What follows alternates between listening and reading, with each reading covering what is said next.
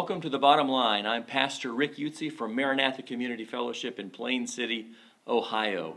You know, in our world today, it's popular to believe that there is no such thing as absolute truth.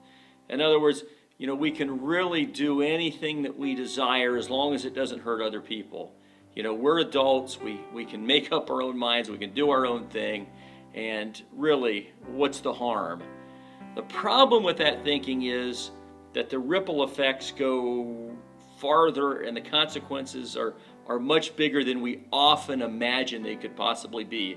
And so let's take one example from the Olympics over the past couple weeks. And that is, there was a group of swimmers, one of which, at least one, won some medals at the Olympics. And they went out, they did some things they probably shouldn't have. They got intoxicated. There was this big story that was made up by one of the swimmers about what actually happened to try and cover up what he had done, to try and make it look like, there wasn't anything going on that was his fault, to make himself look better.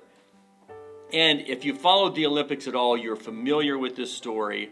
There was this big fiasco, and this major swimmer, had to admit that he let his team down. He had to admit that he over-exaggerated. That's putting it mildly, right? He over-exaggerated what actually happened. He may have twisted the truth just a little bit. And so when you look at what this swimmer did, he probably thought that making up this story wasn't going to be that big a deal. But lo and behold, it just exploded. It was the major news item of the Olympics for days. And he took attention off what was really happening there, off of his teammates, off of the U.S. Olympic teams, and put it on himself and really let everybody down. And so is there any true freedom in this idea that truth is not absolute, that we can do what we want? And the Bible says in John 8:31 and 32, so Jesus said to the Jews who had believed in him, if you abide in my word, and you are truly my disciples, and you will know the truth, and the truth will set you free. See, many people think freedom is just being able to do whatever you want without restrictions. And if we give that just any kind of thought, we know that's ridiculous. That doesn't happen in any of our lives.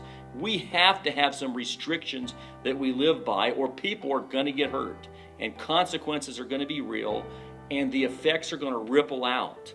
And so in this case, this swimmer lost his only four major commercial sponsorships ended their relationship with him. They said, we do not want this guy representing our brand, our product, our company. And so they dropped him. He lost tons of money because of this. He was embarrassed because of this. And had he just told the truth, things would have been, it probably wouldn't even have been a story.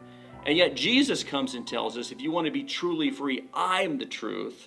And if you abide in my word, you will be free indeed. If we abide in Jesus, that means hearing his word, listening to him, obeying him, we will have true freedom. So here's the bottom line. Truth matters. Freedom comes only in truth. Freedom comes only in Jesus Christ. What impact are we having for Jesus by following and obeying him? Is your character and conduct good? Here's to tell how free you truly are. Jesus is going to come again. And when he comes, are you looking forward to that day? Are you looking forward to what he has to say? Will he be proud of you, or will he drop you like those sponsors did? Just think about, if we truly know Jesus, we are free indeed. Thank you for watching, and I'll see you next time on The Bottom Line.